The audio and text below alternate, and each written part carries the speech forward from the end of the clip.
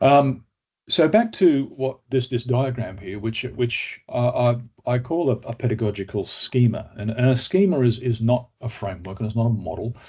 It represents how ideas hang together, so that we can kind of make sense of them with regard to each other and see how they're related.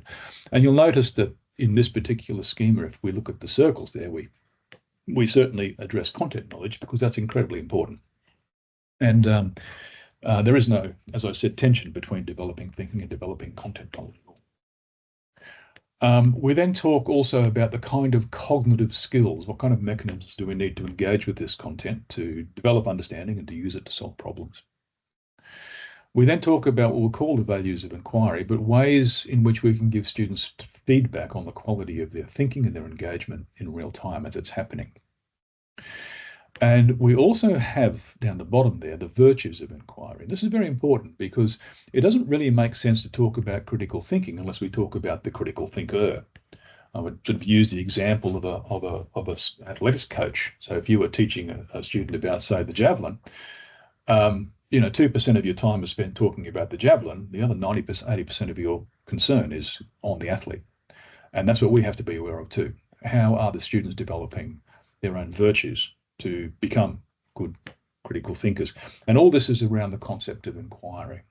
So let me just sort of go through this, just as I said. So content knowledge, disciplinary, we understand. The cognitive skills, usually words like analyze, justify, evaluate, explain, etc. The values of inquiry, the words that we use there are words like clarity, accuracy, precision, relevance, significance, breadth and depth, and so on. Words of quality, how deep, how broad. And the virtues of inquiry, the things that we value in effective inquirers and knowledge makers: resilience, open-mindedness, curiosity, etc. These are very nice words, but how do you do this on a daily basis? And inquiry itself, which is a pretty bad rap, and deservedly so, because it's very poorly defined in the literature. That's not to say some people don't have very good ideas of it, but I think broadly speaking, it's not well articulated. But in our networks, at least, we think of it as the opportunity to use and develop cognitive skills and inquiry values and virtues. When are we getting students to think in these ways? And other key areas of focus for us in our work are how do we collaborate well? How do we assess thinking? At UQ, we were successful recently with the Teaching Innovation Grant, which was about $100,000 for us to explore within our faculties. We work with pharmacy and mechanical engineering and classics and all sorts of other faculties talking about assessing for thinking, and a lot of good work has come out of that we tend to share a lot of.